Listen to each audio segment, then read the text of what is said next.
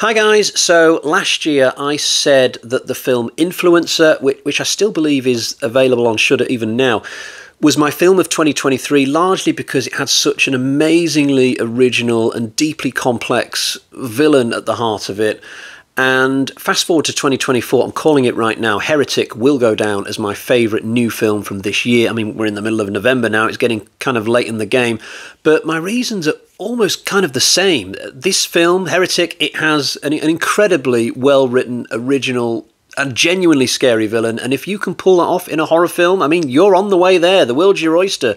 Bob's your sister. You've got a surefire smash just ready to burst out from the post-editing suite.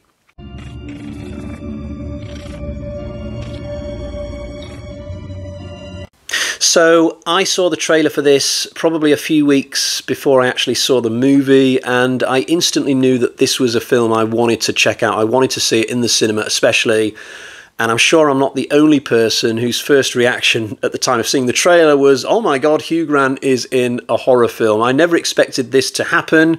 But then again, I never expected Robin Williams to start playing creepy characters when he became a middle-aged actor. So, you know, at some point actors do change. They do want to do different things. But still, Hugh Grant, I mean, my main memories of Hugh Grant are watching him in those stupid comedy films from the 90s and the noughties, usually on occasions where my partner of the time has persuaded me to sit through one of them. But when I think of Hugh Grant acting in those movies, literally all I can think of is some annoying guy going, "Oh, well, I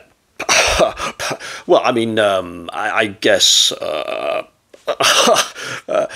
mean, even if he's actually saying words, what I'm actually hearing is what I've done there. Just this stuttery, nonsensical annoyingness from some upper-class idiot. And yet, at the same time, I still know that this guy is going to end up in bed with whoever he's talking to at the time, whether it be Martine McCutcheon or Andy McDowell. It's just a trait of Hugh Grant. He will score in the end. I saw a film called The Substance a few weeks ago with Demi Moore in it, but also in that film is an actress called Margaret Qualley, who just happens to be Andy McDowell's daughter. And you know what, if Hugh Grant did another comedy film now, similar to Four Weddings and a Funeral, but he was playing like a middle-aged professor, like a charming gentleman of leisure who just happens to woo a young student played by Margaret Qualley into his bedroom, I would find that perfectly believable. I'd just consider it to be a very, very Hugh Grant thing, ultimately. I did see one really good Hugh Grant movie in the 90s, though. That would be Extreme Measures, a thriller he did with Hugh Jackman, an excellent film, an underrated film, a largely forgotten film, I imagine, but probably my memory of that film is the only thing that has stopped me disliking Hugh Grant as an actor over the years. But now, having seen Heretic, I positively love the guy. I mean, he's awesome in this. He doesn't just dip his toes in the horror waters with this film. He practically jumps into the deep end and then re-emerges covered in blood as if he's like the new Christopher Lee for our modern times or something. It's something to behold. So the plot for this. So we've got these two young nuns who are going around trying to convert people to Christianity. I think they're going around like Colorado or somewhere. I'm not entirely sure. Every time I see snowy mountains in the background in American movies, I always presume that it's either Colorado or 1980s New Jersey as depicted in Jason Takes Manhattan. But on this occasion, I'm going to put my money on it being Colorado. So these two nuns, they end up at Hugh Grant's house. He's playing a character called Mr. Reed. And the girls go inside and a big chat about religion ensues. And then eventually, if you've seen the trailer, you'll know this. The girls get trapped in the house, but Mr. Reed is not attacking them or anything. He's still being very disarming. He's still trying to convince them that he's all right. And I'm just completely hooked on this whole situation, wondering how it's going to play out. And you get all these fascinating discussions about Christianity in the meantime. So many different perspectives. This film is very heavy with dialogue, but it's never boring, mainly because the dialogue is so well written. I mean, the amount of effort that's gone into this script, it's like something in a Dan Brown novel or something. I mean, even if you don't agree with all that Da Vinci Code stuff, You can't argue, if you've read that novel, that the guy has put a huge amount of effort into his research and you know, how he's managed to twist history just slightly to give you an interesting bit of fiction. And that's how I kind of feel about this movie, because everything to do with the religious side of this story is absolutely compelling. I was on the edge of my seat. Like this week, it's been like 5 days since I saw this movie at the cinema, and still I have this massively long indented line going across the back of my buttocks, and that's from being on the edge of my seat in the cinema watching this movie for almost 2 hours.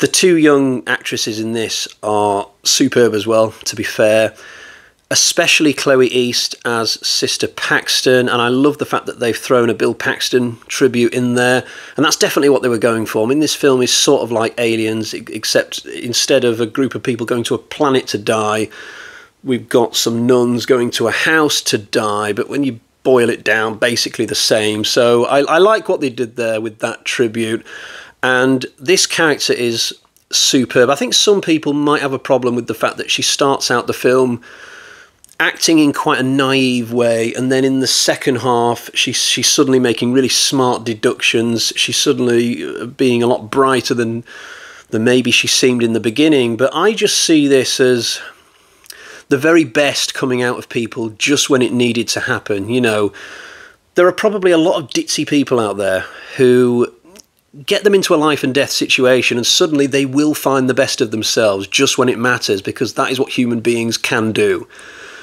But at the other end of the spectrum, you will get some very intelligent people who would fall to bits in a situation like these two nuns are in this film. And I think I've talked about this before in another review. I'm sure I have.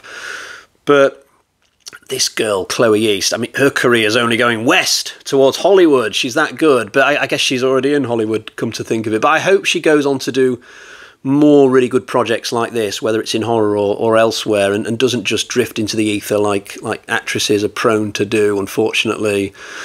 But for me, this is the second really outstanding final girl performance this year, the other one being from Sydney Sweeney in Immaculate, which coincidentally is another religious horror film. Seems to be a glut of really great religious horror films at the moment, especially in mainstream horror. There hasn't even been a Conjuring film this year, but there was also the first Omen. It just seems to be a golden era for religious horror. And to my mind, this film will end up being the pinnacle of that movement, the absolute peak, because this is better than all those other really good films that I've just mentioned. Another thing I really liked about this film is the decision-making amongst the characters, and I can include Mr. Reed in this, because everybody in this film is behaving in a very, very smart way, which I really appreciated. There's none of that stupidity of girls running up the stairs when they should be going out the front door, as Nev Campbell would phrase it. People are reacting in intelligent ways all the time in this film.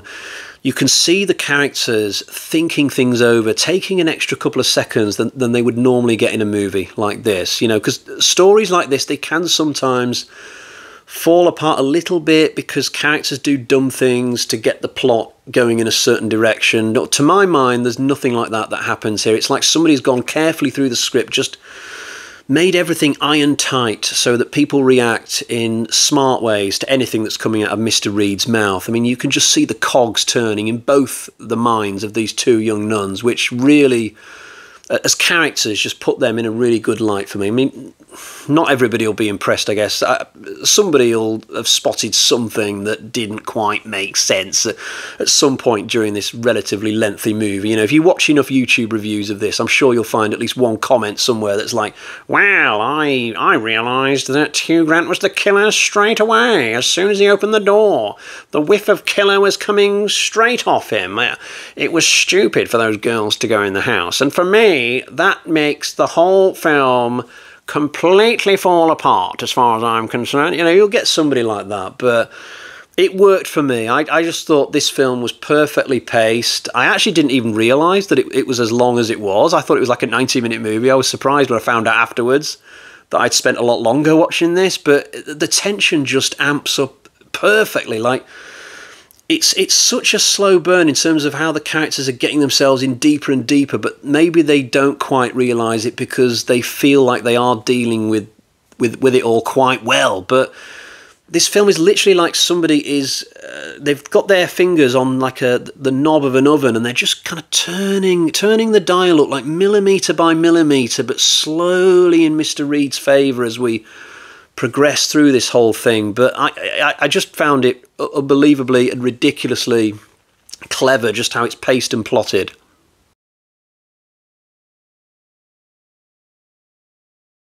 The music in this is different for this sort of movie. So normally for a religious horror film, I'd expect really dramatic, orchestral, end-of-the-world type music.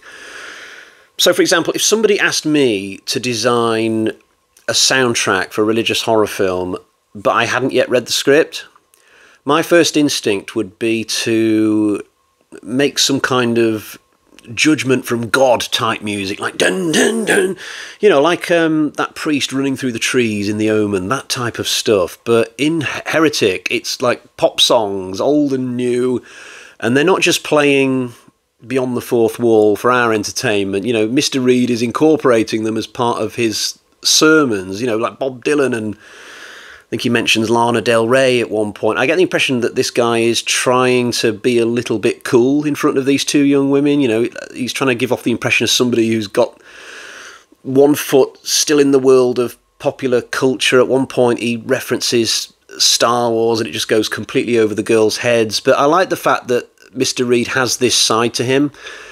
It would be a little bit more dull if he was just some guy who literally had his head buried in scriptures 12 hours a day, like Sephiroth in the Nibelheim library from Final Fantasy VII. God, that is a very niche reference there, sorry. But my impression of Mr. Reed, in terms of what he gets up to on a day-to-day basis, is that yes, he will read religious texts for like 6 hours or whatever, but then he'll throw on The Empire Strikes Back for a couple of hours before bed. I kind of like that about him. But on the whole, you don't get a lot about this character, which is good. That's absolutely the right thing to have done with this script, because we find out nothing about him really, apart from the fact that at some point he wanted to seek the one true religion. But how did he get to this point in his life? We just never discover that. I mean, how did this random English guy end up in America in the first place? There aren't that many Brits living in America. Like, you knock on a random door in a small American town, that the chances of it being a Brit is probably extremely slim. So how did this guy get to America in the first place? Where did he get all of his money? How did he end up with this weird-looking house that looks like the sort of place that would have some kind of protected heritage order on it, or whatever you would call it? There's this whole backstory that's hidden with Mr. Reed, and we never find out. But I like that. I liked it in Influencer as well, that we never really find out the backstory of that woman. You know, we just find out that at some point she decided to do what she does, you know, but that's perfect. I just hope that if this film does really well and makes like 200 or 300 million, we don't get more of this character in like sequels or prequels. I don't want to give away what happens at the end of this, but regardless of whether a villain lives or dies, there are always ways to bring them back, and especially in prequels. But I don't want to see another one of these where Mr. Reed is bugging another couple of nuns like a year before the events of the film we've just watched, or something like that. Or maybe we go back like 30 years and have a Hannibal Rising type thing, Mr. Reed Rising. You know, I don't want to see a 20-something Mr. Reed working as a janitor in a nunnery in Paris, because, you know, he's a well-travelled Englishman. I don't want to see him pushing a broom down a corridor, but bugging all the young nuns with his theories and rhetoric. I don't want to see him suddenly having a game of Monopoly with one of them, and then the film is like, oh, look, you see, this is how he discovered that he likes Monopoly, you know, because he was playing it in the main original film. I don't want to see him getting dumped by a girl, and then, oh, look, this is how he discovered Creep by Radiohead. You see, I don't want any of that crap, you know, Easter eggs and, oh, look, this is how. No, just leave it at the one film. I'm not usually that guy. Normally, I very much take the stance of, I don't care if they do a sequel, because that's not going to affect the first one. Okay? It's purely psychological. You don't need to be bugged by bad sequels. You really don't. But this is one occasion where I might just go the other way and say, just leave it alone. But because it's A24 and because it's Hugh Grant, I suspect that they probably will just leave it at the one.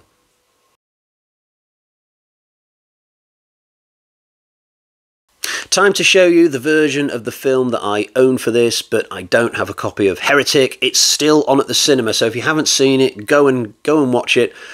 I will definitely be buying this when it comes out on home release. It's going to be a day one purchase for me. I'd love to watch this film again. I don't think I'll get a 4K for this one. It's not that kind of movie. We're not talking Lord of the Rings here. I think a Blu-ray will be absolutely fine for my needs, but it's definitely going onto my shelf. I could see this film potentially scoring at the Oscars. I mean, it should get a raft of nominations.